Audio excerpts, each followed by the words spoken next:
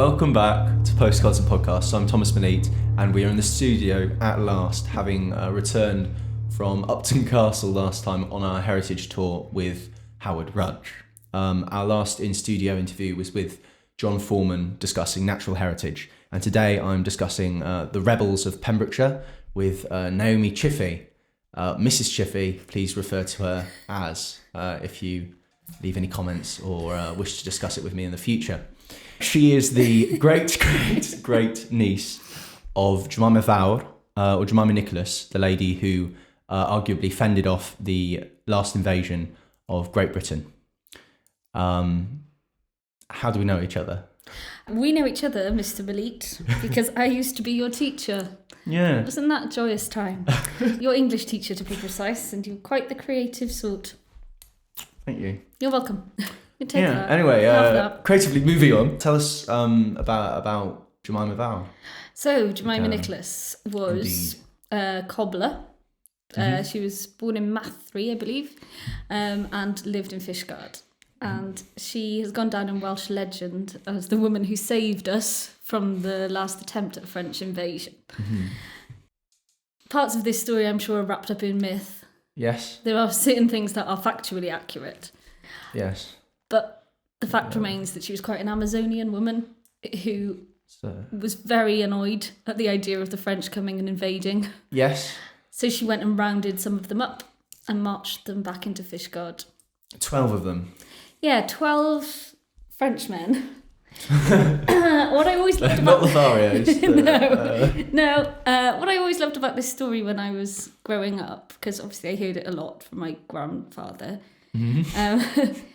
was just this idea that she had, well, in my mind, and the way the story was told to me, she'd gone and got a load of other women from the town, and they'd marched out onto the cliff tops dressed in their traditional Welsh outfits. Yes. And that the French had seen them from the sea and had thought that they were soldiers with their pitchforks and their red jackets and their tall hats, which intimidated them. So a bit of historical context is it's 1797, it's February, it's the 23rd, and the seas are stormy, and the French are attempting to invade Ireland, and what they've done is they've sent out 3 separate garrisons to sort of to take certain places before Ireland, whilst a large troop of about 15,000 invaded Ireland. However, the only one to actually land was the one in Fishguard, and the majority of the troops were convicts or deserters, and ended up all being massively drunk. Yeah. I think that's quite an essential part of the story, Very although essential. Not part of the story I was told as a child. No. It was far more heroic when I heard it. And Tate, who was the leader of the French forces, who was actually an Irish American, gave up because he said that on the cliff tops there seemed to be troops of thousands of redcoats. And the theory is that it's... Yeah, it wasn't thousands of redcoats. It was probably just about 10 really angry local women, which is brilliant. I love that my ancestor was one of them leading the charge. But what I also love about this, and I think we're going to allude to this later in this discussion, is whenever there's a rebellion, it seems to be maybe a Welsh thing or maybe specific to Pembrokeshire. There seems to be an element of cross-dressing. Mistaken identity. It's an English theme. Yeah, I think it is, which I love. I love that's part of the Welsh thing. But no, the fact of the story is that she did march up to Llanunda, where, as you said, some of the troops managed to get on land and spent their time getting absolutely blind drunk. Yeah. When she travelled the 4 miles from Fishguard to Llanunda. Yes, it's 3.7. 3.7. And Google Maps claims that it would take 58 minutes, but due to the hiking staff that was the pitchfork and her temper, we believe that she would have travelled that in about a quarter of the time. She quite possibly could have, but she was dressed in traditional Welsh outfits, so, to count for all the skirts. She got there, found 12 very, very drunk Frenchmen, rounded them up using her pitchfork as a weapon, and then marched them back into Fishguard, where she took them, I'm not quite sure why, to St Mary's Church, Yeah. And then locked them inside the church. She did. To be discovered by the authorities. I mean, it must have been quite a sight. Yeah. I would have loved to have seen it happening. But I think there's definitely a sense of genuine heroism there. Certainly. But I think the overriding emotion was probably rage. Rage Just that they had invaded. Pure rage, yeah. Yeah. I mean, if anything has been passed down through our family line, it's that sense of wherever there's an injustice, we get really blooming angry about it. I'm glad I haven't got pitchfork. Okay. We'll get one of those brought in. Could you? Well, I don't know. Maybe we could. And yeah, there's a gravestone outside of St Mary's Church that refers to her as this great heroine of the town, and every I don't know, is it annually? They dress up. There are many Jemimas, and it's a sort of a heroic figure in Fishguard. Yeah, particularly that's celebrated, but it's not that widely known actually in South Pembs. I think they started this tradition when it was, I think it was the 1997 200-year anniversary, and they recruited a Jemima. I did try to put my mum forward, but she hasn't got the stature. They did manage to find this amazing woman with a heaving bosom. Perfect for it. David Emanuel designed the dress, which was quite a big deal. So obviously really wanted to market properly. Yeah, wow. And I think since it's become something of a tradition. But prior to that, they used to mark the anniversary of it by rewarding the descendants of Jemima half a crown for her courage. So you're bawling. Pardon? So you're bawling. Yes. It's my half a crown. So I think when this initially happened, she was obviously rewarded by the county. And then after her death, that reward continued to be given to the family. Sure. So it's half a crown every year on the anniversary of the invasion. Lovely. Don't believe it rose with inflation. Sadly not. It became just a tradition to mark the occasion. Even when the crown was obsolete, they were still giving out a little... Just desperately. There's a crown, we found one. The last person in my family to go and receive the reward was my great-grandfather. Is that this fellow here? That's that fellow there. His name was Charlie Waters. Charlie. Yep. And there's Bessie there. That's him and his wife Bessie. Who bears an incredible resemblance. Thank you very much. To whom? I'm not going to say anything more than that. So Charlie Waters and his wife Bessie, they used to live in Wiseman's Bridge, and he worked in the mines over there. She worked on the coal exchange in Saundersfoot Harbour. But when all of that industry fell apart, they moved into Pembroke and became the landlord and landlady of the Crossors. Lovely. In Main Street. And then once they finished there, they moved to the Black Rabbit Club in Orange Gardens, again in Pembroke, which is just up the hill. Oh, yeah. He was a landlord of a pub, but he couldn't bear people to be very drunk. He really didn't enjoy extreme drunkenness. Okay. The reason that he stopped going to claim the half a crown was because people would use it as an excuse to get absolutely blind drunk. Maybe an homage to the French soldiers. I don't know. But he said he couldn't take it anymore. So one day he brought a pitchfork. So rounded them all up. So he just decided, no, that wasn't for him anymore. And so stopped going. But my grandfather remembers him going. It was a really annual big deal. Yeah. Had he continued, my grandfather then would have been the next in line to receive the reward, because it went to all of her direct descendants, and it was the eldest son of each of those families that would receive it. All right. And I suppose that is Jemima Nicholas. Yeah, Jemima Vowr. Isn't that cool though? That is amazing. Called Jemima Vowr. Yeah. She must have been a hell of a woman. And I am really proud to be a descendant of Jemima Nicholas, because what a cool incredible. Story. It's so cool. Yeah. And even if they were all drunk, and even if it might have been easy to round them up, she still did it. And she's the only one that did. Exactly. And what were the men doing? Where were they? So she must have been an incredible I think woman, she must have wasn't been a force of nature because, I mean, she was 47 when this happened, which then was pretty old. Yeah, I mean, true. she did live until she was 82. That's Which is 35 more years after the event. Mm. She must have been a very healthy, very strong and powerful woman. I don't know whether she married ever or But not. aside from that, her headstone reads Jemima Nicholas and not Jemima not Nicholas, wife of. She's never wife seems of to be Barry. belonging of anybody or to anybody. And so this is, for the time, this is a woman who really stands out as being incredibly different. Well, Jemima Vowed means Jemima the Great. Yeah, yes, exactly. It's sort of a reference to her height and stature, I'm sure, as well, because it also means big, but it is Jemima Vowed as in Jemima the Great. And how fantastic that she was able to do this and that she's still honoured today. People are still talking about this story now. Makes me proud, really proud. Right, and hopefully more people will know about this story in South Pems at last. So, having just spoken with Naomi about the Fishguard invasion and her maternal side and how she is steeped in Pembrokeshire's history, we're now going to talk about her paternal side and her great-great-great-grandfather, who was part of the Rebecca Riots. Yes, he was. George Griffith, my great-great-great-grandfather, he was born in Mynachlog and he happened to be a farm labourer working in Wen. Okay. At the time of the riots, yes. The Rebecca Riots. Indeed. So the Rebecca Riots ran from 1839 to 1843.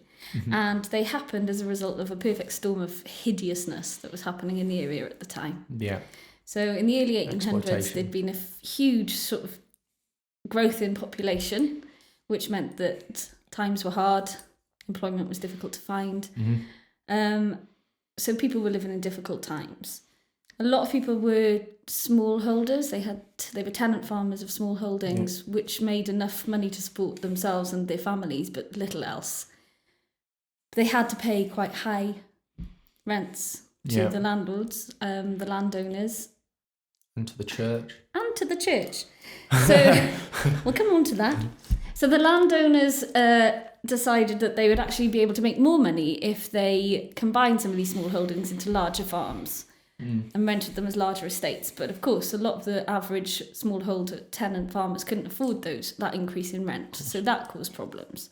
At the same time, they introduced new poor laws into England and Wales. I think that was in about 1836, which meant that instead of poor relief being given to capable workers, they just put everybody in workhouses. And the conditions in the workhouses was so awful. They purposefully made them terrible because the government believed that... Character building. Well, yes, but they truly believed that the poor were poor because of a lack of character and because of bad behaviour. Yeah. They didn't recognise the massive influence that they had on the poor and their situation in the first place. So you've got the poorhouses on one hand, you've got the difficulty of the increase in population, you've got hard times due to landowners trying to make more money for themselves. And then on top of all of that, these tenant farmers had to pay tithes to the church. Now, tithes to the church up into the 1830s had usually been in-kind contributions, so they'd give them crops or wool, and they'd pay in that way. I think there'd been a series of poor harvests actually. Yes, there were poor harvests in 1837 and 1838 as well. Yeah. But the anger coming from the tax to the church was very real and very keenly felt, because when they introduced a new law that said you couldn't pay in kind anymore, you had to pay monetarily, that became an even more difficult task for these already very poor tenant farmers, coupled with the fact that 80% of West Walians were nonconformists. They didn't even go to church. They didn't go to those churches. They didn't belong to them. They couldn't even speak the language of those churches. The gentry, the landowners, the Church of England, they were all English speaking. Yeah. The rest of these guys were Welsh language. And so you've got all of this happening, which is brewing. Some discontent is brewing. Yes. Then they go and decide to introduce something called toll gates. Yeah, turnpikes. They created Turnpike Trusts, which were made of, again, the gentry. Of course. Who, it was unregulated, so they could put as many gates as they wanted along a route, and they could charge whatever they wanted for you to be able to pass through that route. Now, these farmers had to pass through these routes because they needed to get their crops and cattle to market and from market. They had to go towards the coast to collect lime, because lime was a huge resource in farming because it improved the soil. So a lot of these roads, they purposely picked as lime roads, which was a direct route to the lime, and also route to market. So you could potentially be passing through 3 or 4 of these gates just to get from A to B. And then end up with less money than you started with. Exactly. Yeah. So it all started to kick off, as they say. A group of men who had had enough of this decided that the best course of action would be to just destroy these toll gates. So the first one that was destroyed was in May 1839 in Ethelwen. The men that destroyed the gates decided to catch the Turnpike guards unawares by dressing as women. Of course, a bit like with...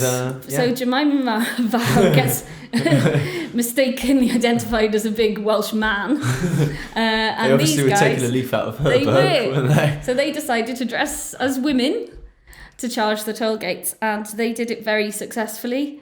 They called themselves Merched Becca, the Rebecca Riots, after a verse from Genesis in the Bible, which said... Verse 60.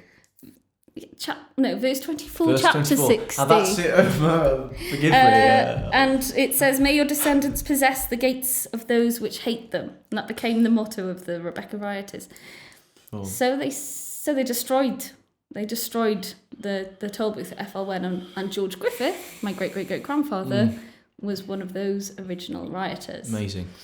The authorities were obviously furious at this, so they rebuilt the gate immediately. Yeah. So Rebecca and her daughters went out and just destroyed it again in the June. Nice. And so began a series of subsequent rebellions by Rebecca and her daughters, which then lasted until 1843. Sure. For me, that's a huge and very significant part of Welsh history. Yeah. This idea of being exploited. Yeah. Has caused huge repercussions that are still rumbling today. And it was still felt violently until the 70s, 80s, I suppose. Yes, very much so. And I think it has echoes with what is happening politically in the world now. It's just exploitation on a grand scale and a failure to understand what life is like for the average working person. So I couldn't be prouder that my great-great-great-grandfather was one of the ones leading the charge in this. That's an incredible link to have. Yeah. According to the history books, he was also a noted Eisteddfodwr, as well as one of the original rioters. Noted, but celebrated. I don't know whether celebrated. But clearly the Welsh language issue was very, very important to him. Yeah. So I think it's all of these different social issues that still rumble on today sort of had their origins there, really. And again, that returns to a Pembrokeshire thing, doesn't it? The first one happened in Pembrokeshire. Okay, so tell me a bit more about George Griffith. So George Griffith, without an S. Without an S, forgive me. Was the son of Daniel Griffith from Monachlog Ddu. Daniel Griffith and his other sons were all slate quarrymen in North Pembrokeshire. Okay. George was more physically robust than his siblings and his father, and he decided against going into that tradition of slate quarrying because... Surely if he was more physically robust, he'd be better suited to doing that. You would have thought so, but they strongly believed that there was something called slate sickness, and there was something called slate sickness, but they believed that it was because the slate was giving off some harmful voodoo. Harmful juju. Because it didn't want to be disturbed or meddled with. Okay. And he'd seen his father and his brothers all become weak and ill as a result of that work. So it comes back to the respect of Wales. Respect the land. Yeah. And so he decided that wasn't for him, which is how he ended up in Effelman in the first place, as a farm labourer in one of these tenant small holdings. Yes. After the riots, he decided to go off and become a railway worker. So he was part of the construction of the South Wales Railway, which he then continued to work in for the rest of his life. Which was more about the exploitation of Wales Yeah, by again, the English again, which is sort of in a different way. Wrong direction. Yeah. From there onwards, but yeah. So he became a plate layer on the railways. He married a woman called Phoebe, and he ended up living at her family home, which was in Pantacadno. In Llantysilio, and Pantacadno is another small holding which sits within an Iron Age settlement. Wow. Yeah, which is pretty cool, isn't it? So they had a few children. One of his daughters, Margaret, had a daughter out of wedlock. Oh. Her name was Alice. Even more rebellion. Yeah. And George and Phoebe brought up Alice as their own daughter to save Margaret's scandal. Yeah. And then Alice, who went into service with James Williams, the wine merchants of Narberth. She was a maid in their house. She is my great-grandmother. Oh.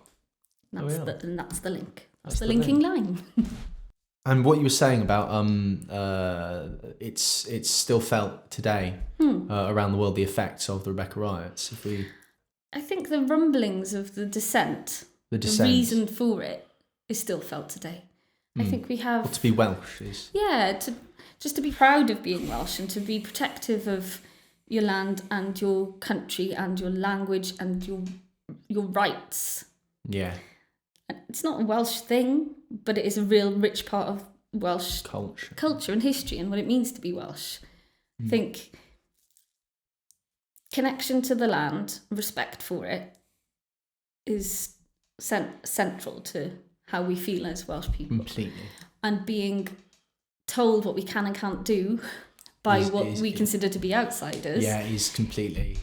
I know this sensation. It is where the rebellions rise up, and rightly so. You know, I think we've been oppressed for generations, and I'm not saying that we still are today, but I still think there's a reason that the Welsh language movement is as prevalent as it is. I think that we are still trying to reclaim a lot of lost culture. Yeah. I certainly don't believe that we're victims. No. There are far worse off. Far worse off. And I'm not saying that the Welsh are angels either. I mean, you could argue that the journey to Patagonia was an example of colonisation by the Welsh. So it's not that we're exempt from guilt or blame. No. But I do feel that there is still a lot of that anger that was felt by those rioters back then in the 1800s has echoes today. Yeah. So what we do with it, though, is important. How do we channel it? How do we make it something that brings people together rather than creates further division? Well, David Lloyd George got the Welsh to join up in the war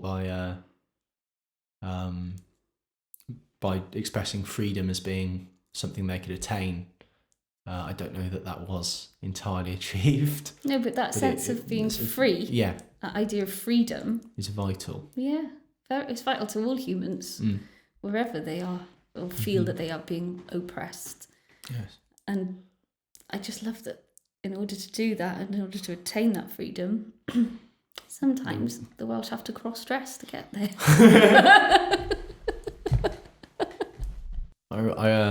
I remember actually my first introduction to Amnesty International was you asking me to write letters. Yeah. So it obviously has carried down through the lines. It has carried down through the lines. It has. My dad was the same. My mum is the same. She's the one that first ever introduced me to Amnesty International, but my dad was a huge campaigner for social justice. Well, he did Christian Aid in Pembroke Castle, didn't he? Did. So yeah. Oh, tell us that. Tell us more about that. Okay. Go on. So my dad, Philip Howells, was a Pembroke legend, sadly no longer with us. But as part of one of his campaigns against social injustice, he decided to raise awareness for prisoners of conscience by going on hunger strike with his best friend. Yes. And sleeping in the oubliette in Pembroke Castle for 3 nights. They would chain themselves to a bench outside the town hall during the day, where people could donate money to the cause, which was all then given to Christian Aid.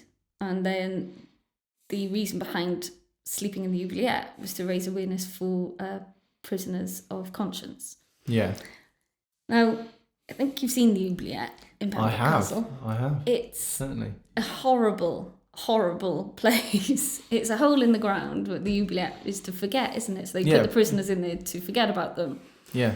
So the fact that they stayed in there for 3 nights still gives me the creeps. They had a journalist with them from the Western Telegraph for the first night, who was supposed to be there for the duration. He made it through the first night and refused to go back. So that gives you an indication of just how horrible it probably was in there and how eerie. But they did it because it was a really important statement. Yeah. And they also raised a heck of a lot of money over those 3 days. They raised £2,000, which when you're thinking this is in the 70s, that's a huge sum of money. Yeah.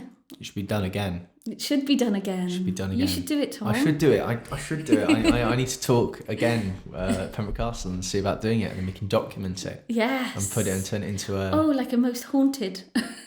Well, yeah. I mean, we see when the John Whithorn comes back. See how long it takes for you to completely lose your mind. Not too long. Not too long. Right, and I think that is a perfect ending to a discussion about the Rebels of Pembrokeshire. And I suppose you yourself are one. Proudly so. Proudly so. Thank you so much for coming, Mrs. Chiffi. You're welcome. Thank you. Brilliant. See you next time on Postcards and Podcast.